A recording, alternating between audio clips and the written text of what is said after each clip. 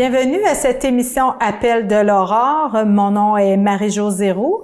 Je suis aujourd'hui, pour votre bon plaisir et le mien, en compagnie de notre nouvel évêque au diocèse de Nicolette, Monseigneur Daniel Jaudoin. Bienvenue. Ben, merci bien. Ça me fait plaisir d'être avec vous. Ben, je vous remercie d'avoir accepté notre invitation. Ça me permet de vous présenter aux gens de Victoriaville. Ben, j'aime tellement le coin. Vous venez souvent, soit dit en passant. Ah, ben oui, puis je vais venir encore souvent. Depuis que vous avez été nommé, on vous a vu et revu pour toutes sortes d'occasions.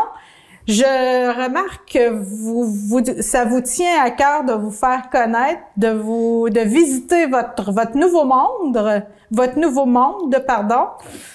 D'où venez-vous d'abord? Ben, moi, je viens de Granby. Je suis né à Granby, mais ma famille vient des deux côtés de Farnham. Alors, à minute qu'ils se mariaient, ils allaient dans la grande ville de Granby, qui était pas loin. Donc, c'est là que j'ai vécu, à Granby. J'ai fait toutes mes études, là. Vous avez des frères et sœurs? Je suis l'aîné. Alors, j'ai 2 sœurs et un frère. On est 4. Un garçon, une fille, un garçon, une fille. Ah bon? Et mon père, lui, a fondé commerce, une bijouterie cadeau à Granby. Alors, dans ma famille, il y a deux courants. Il y a le courant d'administration, le commerce, et il y a le côté religieux. Car du côté de ma mère, j'avais 10 oncles et tantes, grands-tantes religieuses. Ah oui, quand même. Donc, les dimanches après-midi, on passait d'un parloir à l'autre. Mais vous avez pas choisi, vous avez pris les deux. J'ai pris les deux. Je suis le mix des deux. Parce que vous avez eu dans vos études, d'abord, fait des études en administration, en comptabilité, vous êtes un gestionnaire. Oui, mais en fait, ma vocation, elle date de longtemps. Je me souviens, là, j'étais dans le jardin de ma grand-mère, derrière l'église Saint-Romuald de Farnham. Et mon oncle, jésuite, m'avait demandé qu'est-ce que je voulais devenir plus tard. J'avais dit prêtre, dans 5 ans. 5 ans, quand même? Oui. Puis j'aimais mon oncle, qui était franciscain, qui faisait nourrir les écureuils dans sa main. Ça m'impressionnait beaucoup de voir ça. Puis c'est resté cet amour de Saint-François, de la nature et tout ça, puis l'Église. Bon, c'est resté comme ça. J'ai étudié chez les Pères du Verbe divin au secondaire, c'est une communauté qui est rare, elle était juste à Granby, mais c'est une grande communauté pour plein de missionnaires du monde. Alors j'ai eu cette ouverture au monde dès le départ, des pères qui venaient d'Europe, de Tchécoslovaquie, de Pologne, d'Allemagne, de Hollande, d'Alsace, des États-Unis.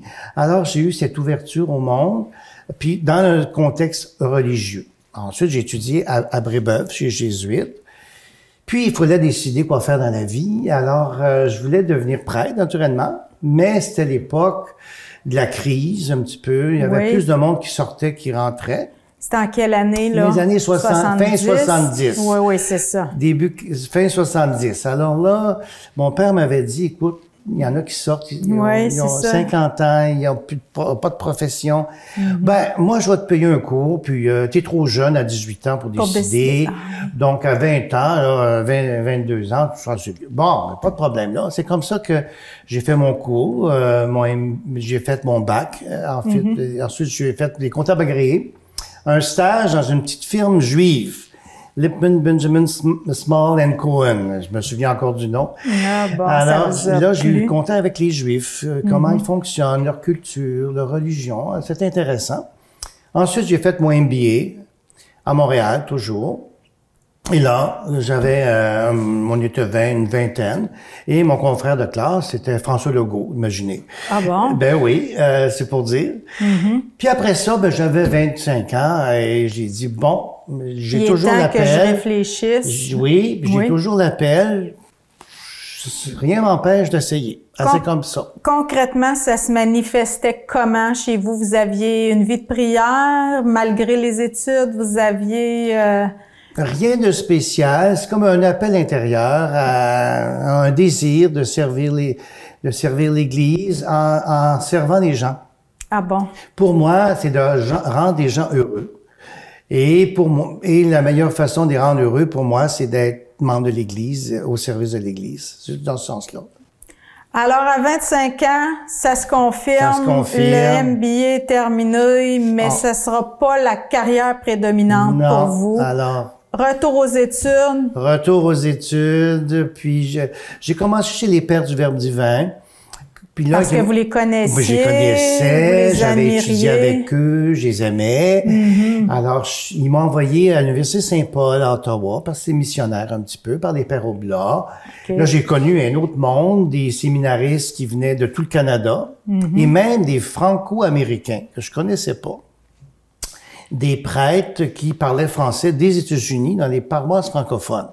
Une découverte pour moi. Okay. Puis, à un moment donné, j'ai senti que j'étais plus avec des diocésains, moins pour la mission extérieure.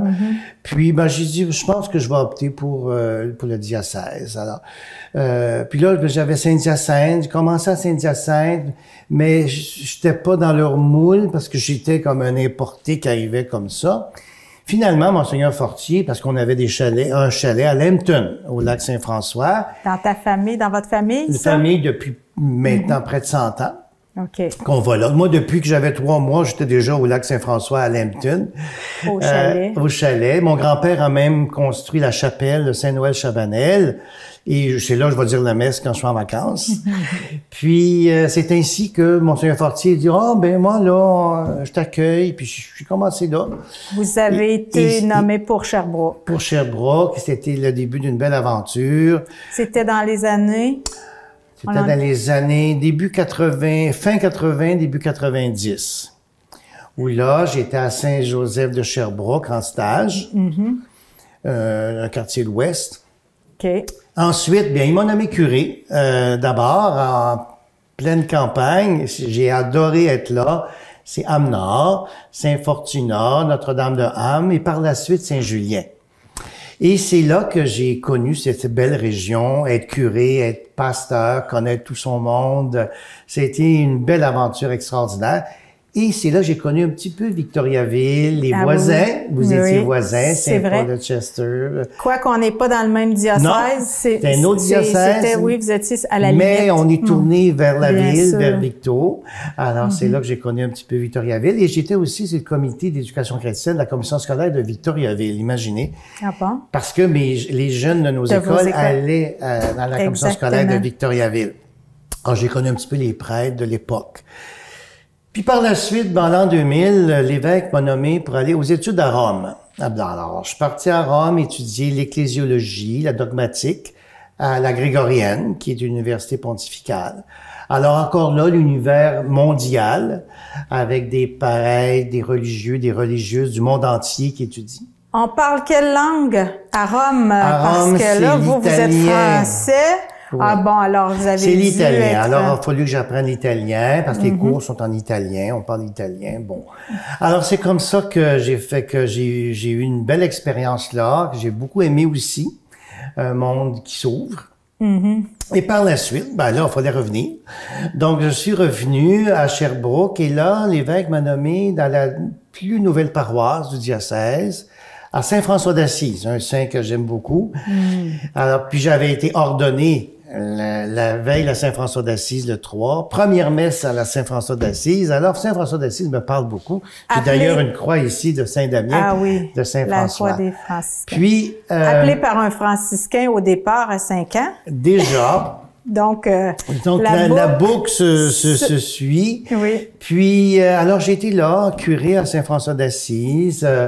Puis, à la suite, on m'a donné 3 autres paroisses voisines. Sainte-Famille, Assomption, Saint-Sacrement. Par la suite, en plus, une petite paroisse de campagne, Saint-Philémon. Le curé était mort subitement. Puis, on a créé la paroisse du Bon Pasteur. Toute la moitié de l'est de Sherbrooke. Une paroisse fusionnée. C'est ça. Vous avez participé à cette... Puis en plus, j'étais responsable du clergé depuis 12 ans. J'étais responsable de la zone d'Israélie, de la zone de l'est de Sherbrooke et ensuite de la grande zone pastorale de Sherbrooke. Puis ensuite, recteur du grand séminaire de Sherbrooke. Puis tout allait pour le mieux. Donc, vous avez fait plusieurs postes dans l'église du diocèse de Sherbrooke. Puis quand je suis arrivé là, à Saint-François, mes premiers paroissiens, c'était des personnes d'Amérique du Sud. Ils venaient de Colombie. Ils me parlaient en espagnol. Moi, je vais leur parler en italien. Oh! Ils m'ont dit, c'est pas pareil. Mais je dis, voyons, l'italien, l'espagnol, il me semble que c'est pareil. Non, non, non. Alors, eux autres, parce que à Sherbrooke, il y avait beaucoup d'immigrants de Colombie, Nicaragua, Salvador. Oui. Et ils voulaient avoir des services religieux. En espagnol. En espagnol. Puis il n'y en avait pas. Alors, j'ai dit à Monseigneur Gaumont, il me semble, là, c'est des belles familles. Il faudrait s'occuper de ces gens-là. Ça n'a pas de sens. Alors, il m'a dit oui. Alors, je suis parti apprendre l'espagnol à Salamanca, en Espagne, un été. J'ai suivi des cours durant l'hiver. Puis ensuite, je suis allé au Pérou durant l'été. Ah bon? Oui, parce que grâce aux Sœurs Notre-Dame-des-Anges de Sherbrooke et des Sœurs de la Présentation de Marie, il y avait une petite paroisse, Nuestra Señora de la Paz, à Comas, un quartier très pauvre de Lima, au Pérou, avec eux autres, il y avait un dispensaire, les Sœurs de Notre-Dame-des-Anges, et les autres, une école de jeunes filles.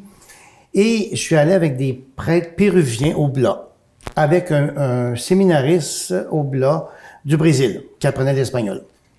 Et j'ai eu une expérience extraordinaire, là. Autrement dit, vous avez appris par immersion. Oui. Vous rendiez service. Oui, je rendrais service comme vicaire.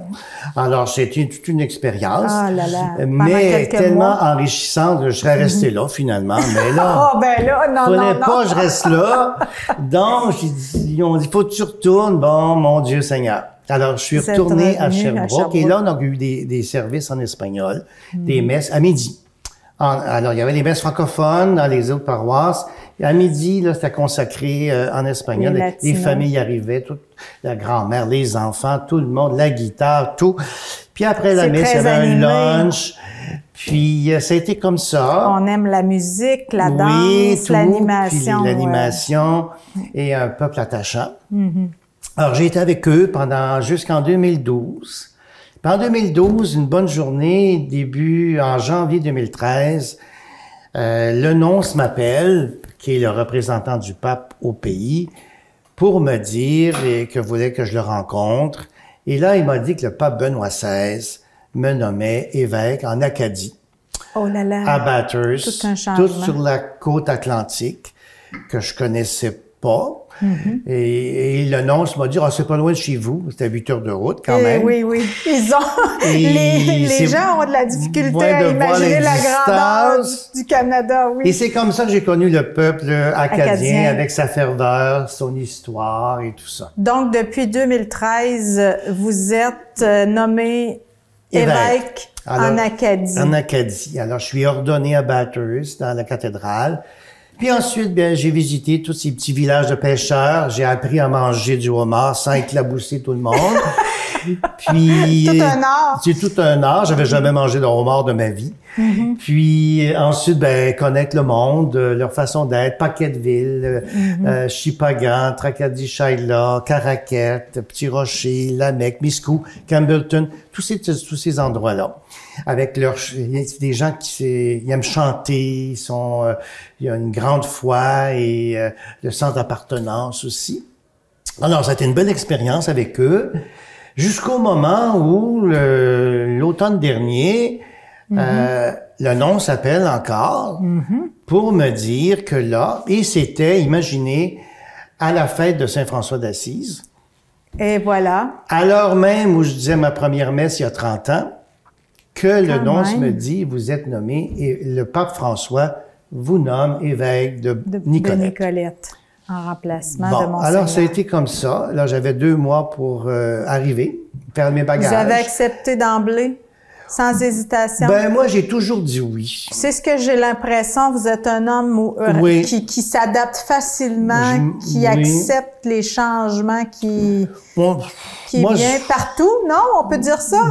Moi, on m'a surnommé là-bas l'évêque de la présence. Ah, quand même. Parce que j'étais présent partout. Je dis oui. Puis j'aime ça, être au milieu du monde, avec le vrai monde, là, puis être en contact avec eux. C'est c'est un aspect du ministère qui me manque un peu parce que quand on est curé, on est proche. C'est proche, oui. Et on voit ça. les gens chaque dimanche, les mêmes familles, les mêmes personnes. Comme évêque, ben c'est un petit peu différent parce que là, on a un grand territoire. Beaucoup plus de et personnes. On voit les gens moins souvent. Avec le temps, on revoit les mêmes personnes, mais ça prend plus de temps.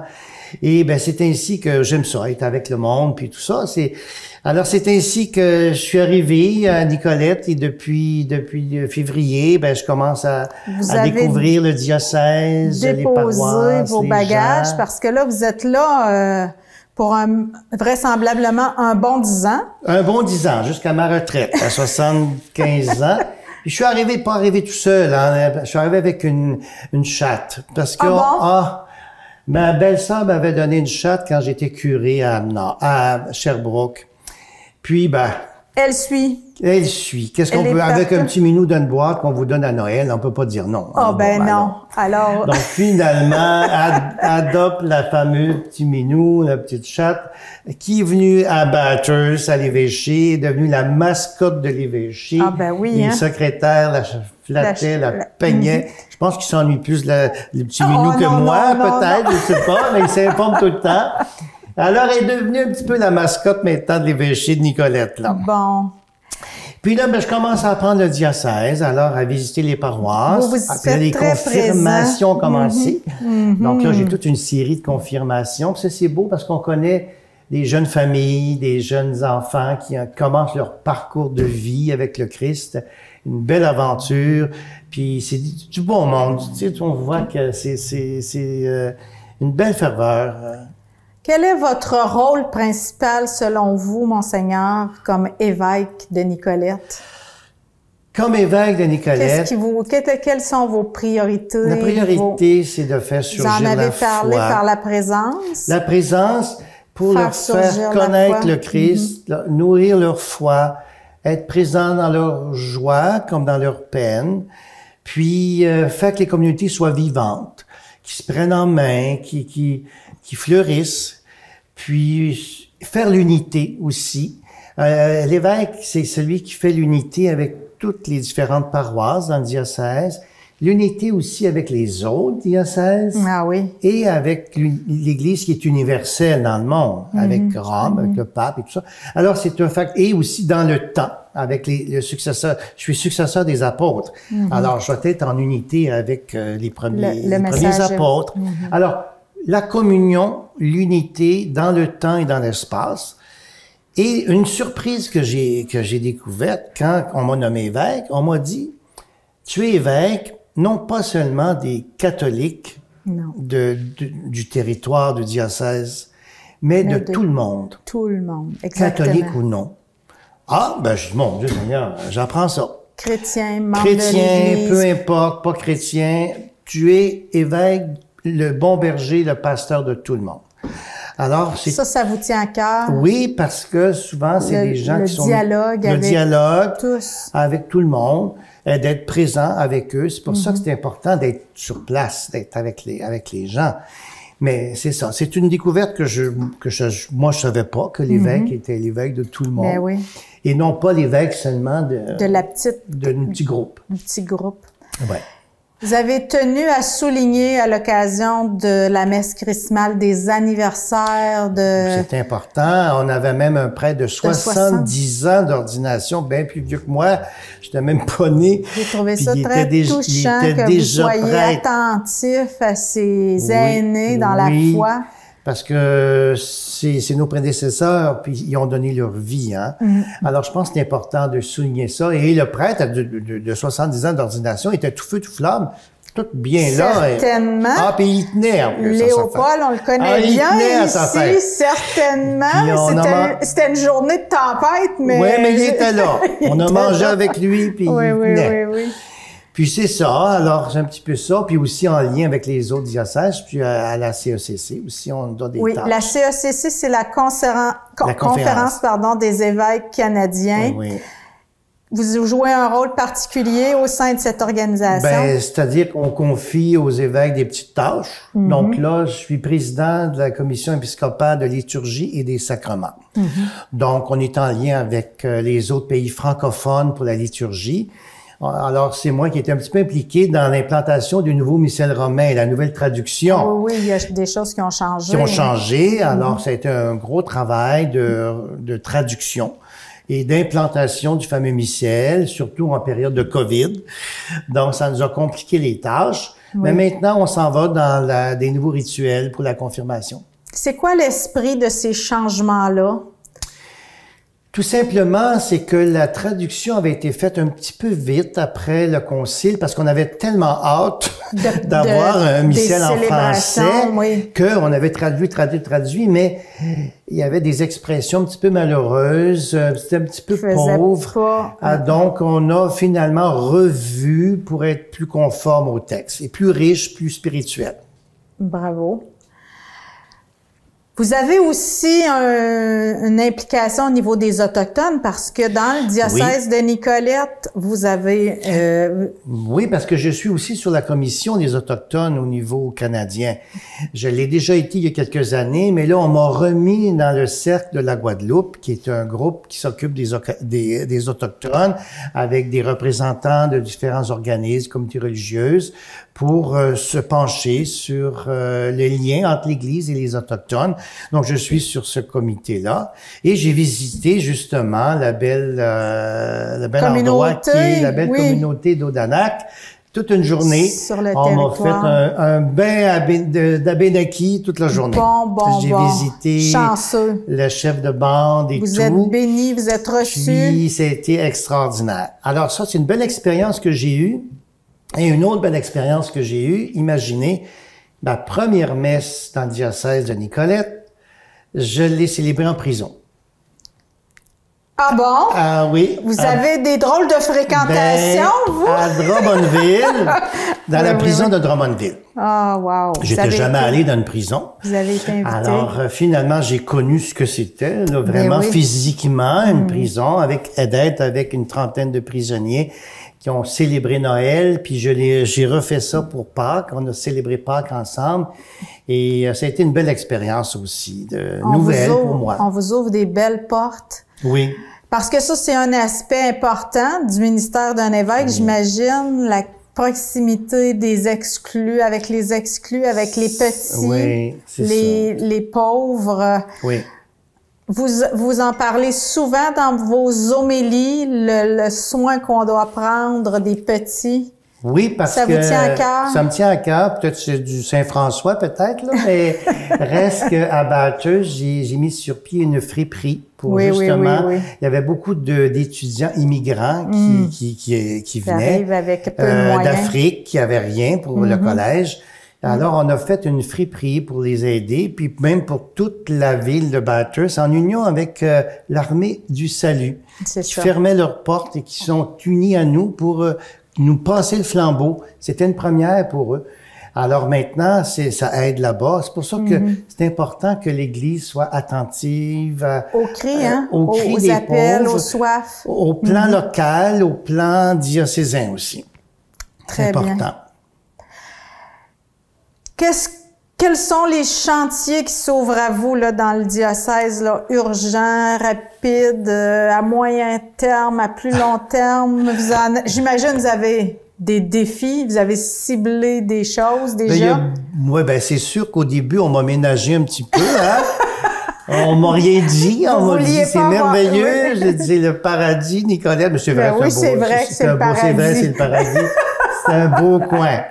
Mais bien sûr que là, je commence par mes visites, par mes rencontres, à découvrir les aspects qu'il va falloir développer, mettre plus d'énergie, aller chercher des ressources pour justement que les communautés continuent d'être vivantes avec toutes sortes de ministères qui vont comme mettre le levain dans la pâte pour qu'on puisse donner du fruit puis que les gens soient heureux en Église. Alors moi je suis période là d'écoute actuellement, je vois, j'écoute puis on me partage des choses parce que moi je suis comme ça. J'aime mieux voir avant de prendre des décisions rapides qui sont pas fondées. De toute façon, il y a eu un bel exercice d'église juste avant votre arrivée, le forum. Oui. Il y a plein de propositions là-dedans qui ont été soulevées, des appels, des invitations. Vous avez tout un programme électoral dans ça. Ben ça, c'était dans le cadre ça a été entré un petit peu dans le cadre du processus synodal. Bien sûr. Au niveau mondial, que j'avais déjà connu à Bathurst, puisqu'on est en lien. Et que j'ai connu ici aussi au plan continental. Il y a eu des rencontres de Zoom continental et j'ai participé comme évêque au plan continental. Là, ça va se poursuivre au plan mondial à Rome dans les 2 prochaines années, cette année puis l'an prochain. Alors, on va voir qu'est-ce qui va se produire, mais déjà, on m'a dit qu'il y a des choses du forum qui sont mises en application dans les paroisses. Super. Donc, en particulier, comme on m'a dit, l'accueil, la fraternité, des communautés, des célébrations vivantes et interpellantes. Alors, c'est ce que je sens quand je vais dans les paroisses. Monseigneur, je vous remercie de votre belle visite. Ça m'a donné l'occasion de vous faire connaître aux gens de la région de Victoriaville et beaucoup plus largement. Je vous demanderai en terminant si vous voulez bien de nous bénir.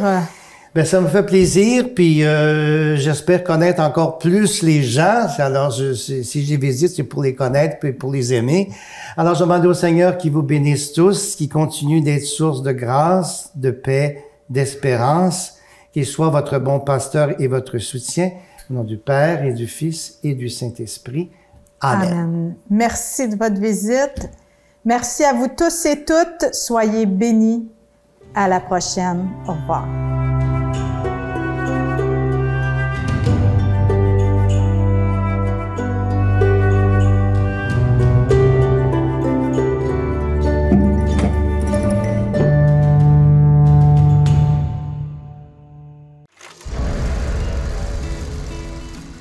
Je suis à la retraite depuis 2004. Ça fait depuis 2004 que je fais du bénévolat. J'ai toujours dit, moi, qu'à la retraite, ça prend un agenda. Ça tient occupé.